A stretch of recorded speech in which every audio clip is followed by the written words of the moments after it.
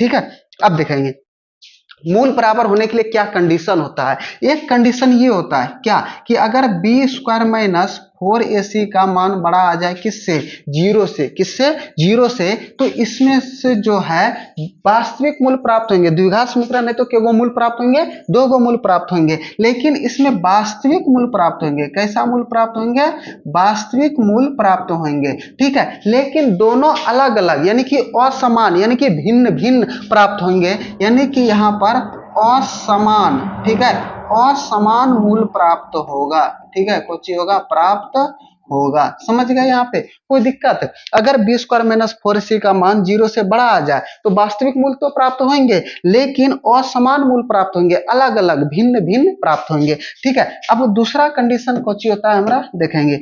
अगर हमरा B square minus 4ac का वैल्यू बराबर आ जाए किसके, जीरो के बराबर, यानी कि बी स्क्वायर माइनस 4ac का वैल्यू अगर जीरो आ जाए तो इसमें भी वास्तविक मूल तो प्राप्त होगा, ठीक है, वास्तविक मूल तो प्राप्त होगा, लेकिन दोनों मूल समान होंगे। समान बोले तो बराबर, समान बोले तो बराबर, यानी कि दोनों मूल कैसा प्राप्त होगा, समान प्राप्त होगा, ठीक है। कैसा मूल प्राप्त होगा, समान मूल प्राप्त होगा। एक कंडीशन और आता है, वह है हमरा क्या देखेंगे, वे होता है हमरा कि अगर हमरा बी स्क्वायर माइनस 4ac का वैल्यू छोटा आ जाए किससे, जीरो से, छोटा आ जाए किससे, जीरो से, यानी कि बी स्क्वायर माइनस 4ac का मान ऋणात्मक आ जाए, कौची आ जाए, ऋणात्मक आ जाए, ठीक है। तो यहाँ पे लिख देते हैं